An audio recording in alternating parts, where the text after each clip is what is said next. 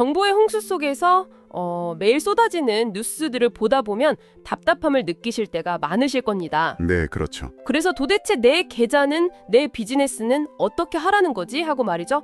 오늘 출근길에 혹은 투자 포트폴리오를 점검하시며 끊임없이 배우고 탐구하시는 여러분을 진심으로 환영합니다. 반갑습니다. 오늘 저희가 다룰 주제는 최근 전 세계 금융시장과 산업계를 말 그대로 뒤흔들어 놓은 초대형 이슈입니다. 네, 바로 미국 대법원의 트럼프 관세 무효화 판결이죠. 맞습니다. 그리고 이 판결이 한국 증시와 우리 기업들, 더 나아가 여러분의 자산에 미치는 실질적인 파급 효과를 다뤄볼 텐데요. 오늘 저희 앞에는 단순히 뉴스를 요약한 종이 쪼가리들이 있는 게 아닙니다. 엄청난 양의 심층 문서들이 쌓여 있죠. 네, 글로벌 투자은행의 시장 분석 리포트부터 한국 정부의 비공개 대응 전략, 그리고 관세를 피하기 위한 기업들의 치열한 실무 대처 방안까지 다 모았습니다. 오늘 다룰 자료들을 저도 꼼꼼히 분석해봤는데 저 역시 이 상황이 얼마나 입체적인지 다시 한번 깨달았습니다. 표면적인 뉴스 헤드라인 이면에 숨겨진 역학관계들이 정말 치열하거든요. 그러니까요. 오늘 우리의 미션은 명확합니다. 이번 대법원 판결이 단순히 이제 무역전쟁 끝났구나 이게 아니라는 거죠. 왜 완전히 새로운 룰이 적용되는 게임의 시작인지 그 암호를 해독하는 겁니다. 자, 이걸 한번 파헤쳐보죠. 좋습니다. 항상 그렇듯 현상 너머에 있는 구조적인 본질을 파악하는 게 투자의 첫걸음이니까요. 그럼 가장 뜨거운 쟁점부터 바로 해보겠습니다. 미국 대법원이 트럼프 행정부의 핵심 무기였던 긴급조치법, 즉 IEPA를 근거로 한 보편적이고 상시적인 관세에 대해 6대3으로 위법 판결을 내렸습니다. 네, 시장 입장에서는 점원 알터니가 빠진 격이죠. 맞아요. 그동안 전 세계를 짓누르던 막 20%에서 30%에 달하는 무제한 관세 폭탄이 어느 날 갑자기 떨어질지도 모른다는 그 최악의 공포가 일단 닫힌 거잖아요. 이 IEPA라는 게 쉽게 비유하자면 대통령이 비상사태를 선포하고 경제 폭격기를 띄워서 무차별 융단 폭격을 가할 수 있는 백지수표 같은 거였잖아요. 아주 적절한 비유입니다. 대법원이 대통령이 국가 비상사태라는 모호한 이유만으로 의회를 패싱하고 마음대로 무제한 관세를 매길 수는 없다. 이렇게 명확하게 제동을 건 것이죠. 그 백지수표를 대법원이 찢어버린 셈이네요. 네, 하지만 여기서 정말 흥미로운 점은 이게 시장이 마냥 환호성을 지르기에는 아직 이르다는 겁니다. 행정부가 그 백지수표를 빼앗겼다고 해서 가만히 물러설 조직이 아니거든요. 바로 플랜 B가 가동된 건가요? 그렇습니다. 판결 직후에 곧바로 무역법 122조를 꺼내들었습니다. 미국의 국제수지 적자를 방어한다는 명목으로 10% 글로벌 보편 관세를 재추진하겠다고 선언했죠. 결국 다른 무기를 꺼내든 거네요. 게다가 대법원이 이번 판결 범위를 자세히 들여다보면 철강이나 알루미늄에 적용되는 무역확장법 232조 그리고 중국을 타겟으로 한 301조는 이번 심판 대상조차 아니었습니다. 융단 폭격은 막혔을지 몰라도 특정 산업의 숨통을 정확히 끊어놓을 수 있는 2332조와 301조라는 저격총은 여전히 시퍼렇게 장전되어 있다는 뜻입니다. 그러면 결국 이제 관세 시대는 완전히 끝났다 이게 아니라 관세라는 무기를 휘두르는 방식, 즉 게임의 룰이 바뀌는 변곡점에 서 있다고 봐야겠군요. 정확합니다. 그래서 현재 상황은 관세 레짐 리셋, 즉 관세 체제의 전면적인 재편 구간으로 정의하는 것이 맞습니다. 기존의 초고율 관세 패키지가 법적으로 붕괴되면서 동시에 새로운 법적 근거를 둔 관세들이 재도입되는 아주 혼란스러운 과도기인 거죠. 당장 내 계좌가 어떻게 될지 고민하시는 분들 입장에서는 단계적으로 이 룰이 바뀌는 혼란 때문에 시장 변동성이 엄청 커지겠다는 걱정이 드실 텐데요. 충분히 그러실 수 있죠. 하지만 리스크의 한계선, 그러니까 언제든 30% 관세를 맞을 수 있다는 그 극단적인 공포 자체가 제거된 건 분명 긍정적이잖아요. 중장기적으로 보면 외국인 투자자들이 한국 시장을 볼 때 매기던 불확실성 할인, 이른바 정책 리스크 프리미엄이 상당 부분 축소될 수 있는 기회 아닐까요? 전적으로 동의합니다. 글로벌 자본의 흐름을 결정하는 가장 핵심적인 요소가 결국 예측 가능성이거든요. 그렇죠. 계산이 서야 투자를 하니까요. 맞습니다. 내일 당장 30% 관세를 맞을지 모른다는 통제 불가능한 공포와 법에 기반한 10% 관세라는 계산 가능한 리스크는 재무 모델링 관점에서 완전히 다른 차원의 문제입니다. 큰 틀에서는 한국 증시를 짓누르던 거대한 거시적 먹구름 하나가 거친 거군요. 자, 거시적인 먹구름을 거쳤으니 이제 시선을 국가 간의 거대한 물밑 협상으로 한번 좁혀보죠. 네, 아주 흥미로운 부분이죠. 저는 이번 자료들을 분석하면서 그 한국과 미국 사이에 맺어졌던 어마어마한 빅딜의 향방이 어떻게 될지가 제일 궁금하더라고요. 원래 한국이 일괄 25% 관세를 15%로 낮춰주는 대가로 우리가 무려 3,500억 달러, 하나로 수백조 원 규모의 대미 투자를 약속했었잖아요. 미국의 핵심 경합주들의 반도체나 배터리 공장을 지어주겠다는 약속이었죠. 그런데 이번 대법원 판결로 그 상호 관세 15% 합의 자체가 위법이 되어버렸으니 이 빅딜의 법적 교환 조건이 말 그대로 허공으로 날아가 버린 거 아닙니까? 이 부분은 큰 그림과 연결해 보면 정말 한국 정부의 고도의 외교적 줄타기가 시작되는 하이라이트입니다. 정부 부처의 비공개 스탠스를 분석한 자료를 보면 상황 판단이 아주 현실적이에요. 원칙적으로는 우리도 굳이 3,500억 달러 투자할 이유 없다 이러고 판을 엎을 수도 있는 거잖아요. 법조문대로라면 그렇죠. 하지만 외교는 그렇게 굴러가지 않거든요. 정면 충돌을 택하면 더 가혹한 비관세 장벽이나 다른 보복 조치가 날아올 게 뻔하니까요. 아, 그래서 어떻게 대응하고 있나요? 정부는 큰 틀의 수출 조건은 유지하되 이면에서 아주 정교한 미세 조정에 들어가는 전략을 택했습니다. 무작정 돈을 주거나 공장을 지어주는 게 아니라 투자의 형태를 영리하게 바꾸는 거군요. 구체적인 타협안, 즉 플랜 B 딜은 어떤 구조인가요? 핵심은 투자의 구조와 명분을 완전히 리모델링하는 겁니다. 일단 직접적인 현금 투자의 비중을 확 줄여요. 대신 프로젝트 파이낸싱이나 지급 보증 형태로 리스크를 분산시키는 거죠. 속도 조절도 하겠네요. 맞습니다. 집행 속도도 미국의 정책 변화에 맞춰 조절할 여지를 둡니다. 그리고 가장 중요한 게 방향성인데요. 미국이 국가 안보 차원에서 가장 간절히 원하는 반도체, 2차 전지, 방산 같은 핵심 공급망에 투자를 집중하는 겁니다. 이걸 단순히 관세 깎아주니까 돈 낸다 이런 거래가 아니라 다른 이름으로 포장하는 거잖아요. 네, 인도태평양 안보 및 핵심 공급망 동맹 팩티지라는 아주 명분 있는 이름으로 프레이밍을 전환하는 겁니다. 와, 포장지를 완전히 바꾸는 고도의 전략이네요. 그렇죠. 미국 행정부에는 봐라 우리가 너희 핵심 산업 튼튼하게 해주고 일자리 만들어준다 이렇게 정치적 실적을 쥐어주고요. 그 대가로 한국 기업들은 새롭게 도입될 10% 관세에서 예외 조항을 얻어내거나 비관세 장벽을 낮추는 실리를 조용히 챙기는 거군요. 정확합니다. 테이블 밑에서는 정말 피말리는 외교전이 벌어지고 있는 셈이죠. 그리고 정부가 밖에서 외교전만 펼치는 게 아닙니다. 내부적으로 기업들을 방어하려고 무려 466조 원 규모의 국내 지원책도 즉각 가동했습니다. 466조 원이면 진짜 엄청난 규모인데 이 돈이 구체적으로 어디에 쓰이는 건가요? 기업들한테 그냥 지원금 뿌리는 건 아닐 텐데요. 자료를 보면 상당히 체계적입니다. 우선 366조 원은 무역 금융 경태로 공급돼요. 관세 정책이 수시로 바뀌면 기업들은 물건 팔고 돈을 늦게 받거나 해서 흑자 부도날 위험이 커지거든요. 아, 돈맥 경화를 막아주는 거군요. 네, 단기 유동성을 막아주는 혈관 역할이죠. 그리고 중소기업을 위해 100조 원 규모의 무역보험을 확대해서 리스크를 분담해줍니다. 법률 지원도 눈에 띄더라고요. 맞습니다. 과거 IEP 목록으로 억울하게 냈던 관세를 돌려받기 위한 환급 소송에 정부 차원의 막대한 법률 지원이 들어갑니다. 자, 지금까지 국가 간의 거대한 체스 게임과 정부의 방어벽을 살펴봤다면 이제 체스판 위의 말들, 즉 우리 기업과 여러분의 포트폴리오로 시선을 좀 좁혀보죠. 그래서 이 모든 게 무슨 의미일까요? 산업별로 현미경을 들이대보면 그야말로 극심한 차별화 장세가 펼쳐질 겁니다. 먼저 가장 큰 승자부터 만나보죠. 자료를 보면 반도체와 IT 섹터, 특히 삼성전자나 SK하이닉스 같은 기업들이 가장 큰 수혜자로 꼽히고 있네요. 이들은 관세 리스크 붕괴를 가장 반기는 그룹입니다. 그동안 미국 빅테크들이 한국산 HBM 같은 핵심 메모리 수입할 때 관세 폭탄 맞아서 원가 쇼크 올까봐 전전긍긍했거든요. IEPA 무효화로 그 리스크가 크게 줄어든 거군요. 네, 그렇습니다. 아니 그런데 여기서 좀 삐딱한 생각이 드는 게요. 반도체가 승자라고는 하지만 만약 미국이 플랜 B로 10% 글로벌 관세를 새롭게 때리면 어떨까요? 아무리 마진 방어가 된다고 해도 관세 붙어서 반도체 가격 오르면 전 세계 AI 인프라 투자 심리 자체가 꺾일 수도 있는 거 아닙니까? 아주 날카롭고 훌륭한 접근이십니다. 사실 일반적인 제조업이라면 그 논리가 100번 맞죠.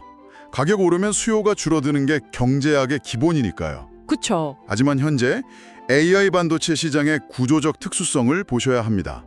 한국산 프리미엄 메모리 반도체, 특히 HBM은 현재 전 세계 어디서도 대체 불가능한 지위를 독점하고 있어요. 아, 무조건 사야만 하는 거군요. 네, 마이크로소프트나 아마존 같은 기업들이 AI 전쟁에서 안 뒤처지려면 가격이 10% 오르든 20% 오르든 무조건 사야 하는 구조적 수요 폭발기입니다. 10% 마찰 비용이 생겨도 그걸 거뜬히 판가로 전가해버리는 거죠. 압도적인 가격 결정력이 정책 혼란을 압도해버리는 셈이네요. 대체 불가능한 기술력이 곧 완벽한 방패가 되는 거군요. 맞습니다. 하지만 반대로 대체가 어느 정도 가능하거나 앞서 말한 232조 저격총의 사정권에 있는 산업들은 상황이 암울합니다. 패자 혹은 불확실성의 늪에 빠진 업종들이죠. 대표적인 게 자동차와 철강 산업 아닙니까? 네, 현대차, 기아, 포스코홀딩스 같은 기업들이 직면한 현실이 매우 엄중합니다. 국가 안보 위협을 근거로 한 232조 고율 관세가 여전히 살아있기 때문이죠. 자동차의 경우를 보면 심각성이 확 와닿더라고요. 현대차나 기아가 미국의 거대한 현지 공장을 돌리고 있긴 하지만 여전히 한국에서 조립해서 미국으로 직수출하는 물량이 어마어마하잖아요. 그렇죠. 자동차 산업 영업이익률이 보통 5%에서 10% 사이인데 여기서 관세가 단 5%만 출렁여도 차 팔 때마다 적자가 날 수도 있는 구조 아닙니까? 수조 원의 비용이 발생하는 1순위 타격 업종인 거죠. 철강과 금속 산업도 치명적인 이중고를 겪고 있습니다. 232조 관세 유지에다가 수입 물량 자체를 제한하는 쿼터 제로 압박받을 확률이 높아요. 찰강은 용광로를 멈출 수도 없잖아요. 맞습니다. 고정비가 상상을 초월하는데 수출이 막혀서 재고 쌓이고 가동률 떨어지면 이익이 기하급수적으로 훼손되는 취약점이 있습니다. 그리고 제가 기업 분석 자료 읽으면서 진짜 아차 싶었던 요주의 업종이 바로 제약바이오 섹터입니다. 삼성바이오로직스나 셀트리온 같은 곳들이요.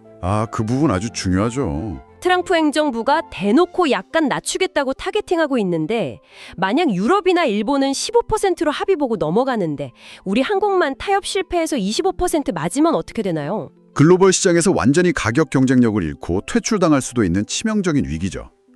현지 생산 비중도 낮아서 리스크가 체급 이상으로 큽니다.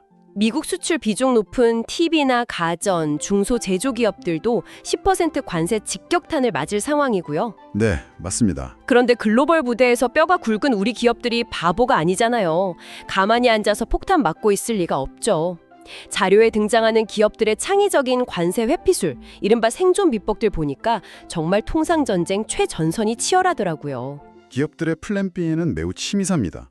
첫째는 생산 거점의 발빠른 다변화예요. 멕시코나 베트남 같은 저관세 국가로 분산시켜서 우회 수출로를 뚫는 거죠. 두 번째는 로컬 소싱 전략이던데요.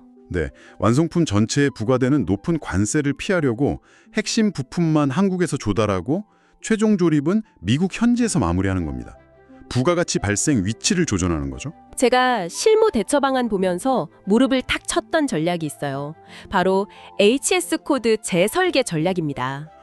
그거 정말 기발하죠. 이 HS 코드가 제품들의 국적과 신분증 같은 거잖아요. 예를 들어 첨단 디스플레이 패널을 일반 모니터로 수출하면 25% 관세를 맞는데 베젤 형태를 미세하게 바꾸거나 특정 소프트웨어 추가해서 촬영용 대시보드 부속품으로 둔갑시키는 겁니다. 그러면 관세가 2.5%로 뚝 떨어지니까요. 맞아요. 지금 우리는 거시적인 무역전쟁 시대를 지나서 서류 한 장, 부품 하나 놓고 싸우는 초미시적인 법률 전쟁의 변곡점을 보고 있는 겁니다. 법률의 빈틈을 파고드는 아주 영리한 생존법이죠. 이뿐만이 아닙니다. 미국 내 외국 무역구역, 즉 FTZ나 보세 창고를 극한까지 활용하는 기업도 늘고 있어요. 텍사스 FTZ로 부품 보내면 관세 유예되니까요. 네, 거기서 현지 부품과 조립해서 완성품 만든 뒤에 완성품 기준으로 세금 내는 마법을 부리는 거죠. 그리고 아까 말한 환급소송 러시도 대형 로펌 들고 준비하면서 현금 흐름 회복에 총력전을 펴고 있습니다. 처절한 생존 게임이죠. 자, 지금까지 대법원 판결의 의미부터 정부의 이면 외교전, 산업별 망함, 그리고 기업들의 생존 전략까지 깊숙하게 파헤쳐 봤습니다. 정보가 엄청 쏟아졌는데 이 방송을 듣고 계신 여러분에게 가장 중요한 질문은 이거겠죠? 내 주식 계좌 어떻게 해야 하나? 네, 당장 월요일 아침에 내 포트폴리오를 어떻게 조정해야 하는가? 이 팩트들을 바탕으로 투자 대응 전략 명확하게 정리해 주시죠. 시간의 길이를 나누어 접근하셔야 합니다. 단기적으로는 새로운 룰이 세워지는 변동성 극대화 구간이니까 무리한 레버리지는 과감히 축소하시고요. 대외 통상 정책에 노출된 자동차, 철강 비중은 일단 줄이시는 게 안전합니다. 방어력이 뛰어난 반도체나 AI 인프라는요? 그쪽은 비중을 유지하거나 시장 흔들릴 때 조금 더 담아두는 전략이 합리적이죠. 그렇다면 6개월에서 1년 정도 내다보는 중기 전략은요? 지금 환율이 1,400원대 넘나드는데 이거 이제 뉴노멀로 받아들여야 할 것 같거든요. 맞습니다. 고환율 뉴노멀 시대에는 강력한 브랜드 파워와 대체 불가능성으로 관세 비용을 고객에게 떠넘길 수 있는 기업, 혹은 미국 현지에 공장을 지어놔서 관세 장벽 뛰어넘는 기업을 보셔야 합니다. 주가가 일시적으로 출렁일 때 저점 매수의 기회로 삼으라는 거군요. 네, 그리고 모니터링이 필수적입니다. IEDPI 관세 환급 소송 대규모 승소나 미국 현지 공장 증설 수주 같은 뉴스가 분수령이거든요. 이런 호재가 랠리를 축발할 수 있으니 뉴스 플로우를 예의주시하셔야 합니다. 자, 오늘 정말 깊고 넓은 이야기 나눴습니다. 오늘 다룬 자료의 핵심, 결국 우리는 이 사태를 어떤 시각으로 바라봐야 할까요? 이건 중요한 질문을 던집니다. 리스크의 끝인가 아니면 새로운 리스크의 시작인가 하는 점이죠. 대법원 판결로 극단적인 맹목적 공포는 확실히 거쳤습니다. 하지만 특정 섹터의 무거운 짐은 그대로고요. 네, 전혀 덜어주지 못했죠. 그래서 시장이 다 같이 오를 거다, 내릴 거다 이런 1차원적 접근은 폐기해야 합니다. 반도체처럼 압도적 우위를 가진 섹터, 치밀한 플랜 B를 가동하는 기업을 골라내는 선별적 접근만이 이 시기를 돌파할 생존 공식입니다. 좋습니다. 이제 오늘 준비한 심층 탐구를 마무리하며 포트폴리오를 점검하고 계실 여러분께 조금 도발적이지만 반드시 생각해봐야 할 질문을 던지고 싶습니다. 네, 어떤 질문인가요? 오늘 내내 정부와 기업들이 어떻게 관세를 피할까 치열하게 이야기했잖아요. 그런데 반도체 사례에서 보았듯 대체 불가능한 독점적 기술 앞에서는 국가의 정책이나 관세 장벽조차 솜방망이처럼 무력해졌죠. 그렇긴 했죠. 그렇다면 머지않는 미래에는 국가 간의 관세나 국경이라는 개념 자체가 의미를 잃게 되는 건 아닐까요? AI 인프라나 차세대 반도체처럼 전 인류가 생존을 위해 반드시 필요로 하는 절대반지 같은 기술을 독점한 거대 기업 앞에서는 말입니다. 정말 흥미로운 관점이네요. 심지어 미국 같은 초강대국의 국경조차 허물어지는 초거대 기술 독점의 시대가 진정으로 열리고 있는 것은 아닌지 여러분의 자산 포트폴리오에 담긴 기업들을 보며 깊게 고민해 보시기 바랍니다. 끊임없이 배우고 탐구하시는 여러분과의 시간, 오늘 심층탐구는 여기까지입니다. 다음 시간에도 여러분의 지적 호기심을 짜릿하게 채워줄 날카로운 통찰로 찾아뵙겠습니다. 감사합니다.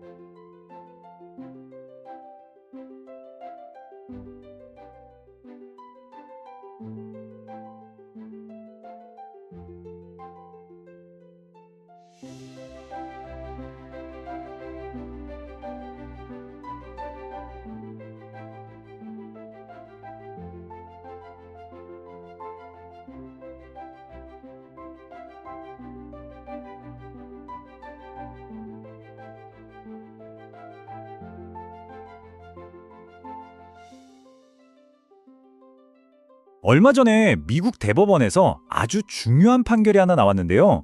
이게 전 세계 무역 반도는 물론이고 특히 우리 한국 시장에 그야말로 지진을 일으켰습니다. 대통령의 막강한 관세 권한에 브레이크가 걸렸는데 이게 마냥 좋은 소식인 줄 알았더니 훨씬 더 복잡한 이야기의 시작이었던 거죠. 자, 오늘 이 판결이 대체 무슨 의미인지 그리고 한국 시장에 어떤 예상치 못한 파장을 몰고 오고 있는지 한번 깊게 파고들어 보겠습니다. 딱 이 한 문장이 지금 상황을 완벽하게 요약해 줍니다. 시장 전문가들이 한 말인데요. 무슨 뜻이냐면 그동안 시장을 짓누르던 최악의 공포는 사라졌다는 거예요. 하지만 바로 그 순간부터 진짜 옥석 가리기가 시작됐다는 거죠. 이제부터는 어떤 기업은 웃고 어떤 기업은 심각하게 힘들어질 거란 얘기입니다. 그럼 우선 이 모든 일의 시작이었던 대법원 판결부터 한번 자세히 들여다볼까요? 시장이 처음에는 왜 그렇게 환호했는지 그 좋은 소식의 내용부터 살펴보겠습니다. 네, 바로 이겁니다. 미국 대법원이 6대3이라는 압도적인 차이로 대통령이 그동안 마음대로 휘두르던 무제한 관세라는 무기에 제동을 건 겁니다. 이건 정말 큰 사건이었어요. 그동안 세계 무역을 짓눌렀던 거대한 불확실성 하나가 드디어 사라졌다는 의미였으니까요. 이 무제한 관세 공포의 중심에는 IEPA라는 법이 있었어요. 국제긴급경제권한법. 말이 좀 어렵죠? 쉽게 말해 대통령이 지금은 국가 비상사태야 라고 선포만 하면 사실상 어떤 물건에든 어느 나라에든 높은 관세를 때릴 수 있게 해주는 정말 막강한 카드였던 거죠. 시장이 가장 두려워했던 게 바로 이 예측 불가능성이었습니다. 그러니까 이 판결이 딱 나왔을 때 시장이 왜 안도의 한숨을 내쉬었는지 아시겠죠? 어느 날 갑자기 우리 수출품 전체의 20%, 30%짜리 관세 폭탄이 떨어질지도 모른다는 그 최악의 시나리오가 드디어 사라진 겁니다. 투자자나 기업들이 밤잠 설치게 했던 바로 그 리스크가 제거된 순간이었죠. 그런데 말이죠. 이 안도감은 정말 잠시였습니다. 트럼프 전 대통령이 곧바로 새로운 차들을 꺼내들면서 시장은 완전히 새로운 형태의 불확실성에 휩싸이게 됩니다. 자, 여기서부터가 진짜 이야기의 시작입니다. 이게 정말 순식간에 벌어진 일이에요. 대법원이 ISPA는 안 돼 하니까 트럼프가 기다렸다는 듯이 플랜 B를 딱 꺼내든 거죠. 무역법 122조 같은 또 다른 법을 근거로 해서 이번엔 10%짜리 글로벌 관세를 추진하겠다고 발표해버린 겁니다. 근데 더 큰 문제는요. 철강이나 자동차처럼 이미 다른 법으로 관세를 얻어맞고 있던 산업들은 이번 판결로 좋아진 게 하나도 없다는 거예요. 그 부담은 그대로 가져가야 하는 거죠. 자, 그래서 이게 핵심입니다. 관세 시대가 끝난 게 아니에요. 그냥 게임의 룰이 통째로 바뀐 겁니다. 기존의 룰북은 찢어버리고 지금 막 새로운 룰을 써내려가고 있는 그런 혼돈의 시대가 시작된 거죠. 그러니까 커다란 위협 하나가 사라진 대신 더 복잡하고 예측하기 어려운 여러 개의 불확실성이 그 자리를 채워버린 셈입니다. 그럼 이 새로운 현실이 우리 한국 시장에는 구체적으로 어떤 영향을 미치고 있을까요? 이제부터는 누가 웃고 누가 울게 될지 그 승자와 패자를 명확히 구분해서 살펴보겠습니다. 보시는 것처럼 한국 산업의 희비가 정말 극명하게 갈리고 있어요. 한쪽에는요, 가격을 올릴 힘이 있고 우리 아니면 안 되는 독보적인 기술을 가진 말 그대로 상대적 승자들이 있습니다. 반면에 다른 한쪽에는 이번 판결과는 아무 상관없이 여전히 무거운 관세 부담을 그대로 짊어져야 하는 산업들이 있는 거죠. 이 표를 보시면 한눈에 들어오죠. 우선 반도체 IT 쪽은 전망이 긍정적입니다. 왜냐하면 HBM 메모리처럼 다른 데서는 못 만드는 제품이 있잖아요. 설령 10% 관세가 붙어도 그 비용을 소비자한테 넘길 힘이 있다는 거죠. 반면에 자동차와 철강은 상황이 안 좋습니다. 이번 판결의 혜택을 전혀 못 받아요. 국가 안보를 이유로 관세를 매기는 무역확장법 232조가 여전히 살아있기 때문이죠. 바이오 제약 분야도 새로운 관세의 타겟이 될 수 있다는 우려 때문에 가격 경쟁력에 빨간불이 켜졌습니다. 자, 그럼 이렇게 혼란스러운 상황에서 우리 기업들과 투자자들은 어떻게 대응해야 할까요? 이제 분석을 넘어서 구체적인 생존 전략에 대해 이야기해보겠습니다. 바로 이 질문이 지금 우리에게 가장 중요합니다. 규칙이 계속 바뀌는 이런 게임에서 도대체 어떻게 이길 수 있을까요? 이제는 뭔가를 예측하려는 노력보다 어떤 상황이 와도 버텨내고 적응하는 회복 탄력성이 그 어느 때보다 중요해졌습니다. 우리 기업들 정말 발빠르게 움직이고 있습니다. 아예 생산 기지를 미국이나 멕시코로 옮겨서 관세 장벽을 뛰어넘으려고 하고요. 또 미국 현지에서 부품을 조달해서 메이드 인 USA 비중을 높이는 전략도 쓰고 있죠. 이것도 저것도 안 되면 미국 구매자랑 협상해서 관세 부담을 나누거나 대외무역지대 같은 법의 허점을 적극적으로 활용해서 충격을 줄이고 있습니다. 그럼 우리 투자자들은 어떻게 해야 할까요? 자, 명확한 신호가 나왔습니다. 단기적으로는 무리하게 빚내서 투자하는 걸 줄이고 현금을 좀 확보하는 게 안전하겠죠. 장기적으로는 자동차나 철강처럼 관세에 직접적인 타격을 받는 업종의 비중은 줄이고 반도체처럼 방어력이 강한 분야에 집중하는 전략이 필요합니다. 특히 이미 미국의 생산 공장을 가지고 있는 배터리 회사들처럼 이런 위기를 오히려 기회로 만들 수 있는 기업들을 잘 눈여겨볼 필요가 있습니다. 이제 이 거대한 퍼즐의 마지막 조각, 어쩌면 가장 중요한 조각을 맞춰볼 시간입니다. 바로 지금 완전히 허공에 떠버린 어마어마한 규모의 투자 약속에 대한 이야기입니다. 3,500억 달러, 우리 돈으로 환산하면 약 480조 원에 달하는 정말 상상하기도 힘든 금액이죠. 이게 바로 지금 한국과 미국 사이에 걸려있는 아주 중요한 딜의 규모입니다.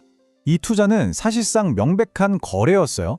우리 기업들이 미국에 이렇게 엄청난 돈을 투자할 테니 그 대가로 미국은 한국 제품에 대한 관세 장벽을 낮춰달라는 거였죠. 그런데 이번 대법원 판결로 그 거래의 전제 조건이었던 나전 관세의 법적 근거가 그냥 공중분해되어 버린 겁니다. 약속이 흔들리는 수준이 아니라 약속의 뿌리 자체가 뽑혀버린 거죠. 그래서 우리가 마지막으로 던져야 할 질문은 바로 이겁니다. 이 3,500억 달러짜리 딜은 이제 그냥 없던 일이 되는 깨진 약속으로 끝나는 걸까요? 아니면 오히려 이 상황을 역이용해서 한국이 우리가 약속한 투자를 지킬 테니 더 좋은 조건을 내놔라 라고 말할 수 있는 아주 강력한 협상 카드가 될 수 있을까요? 이 질문에 대한 답이 앞으로의 한미 관계 그리고 한국 경제의 미래를 결정하게 될 겁니다.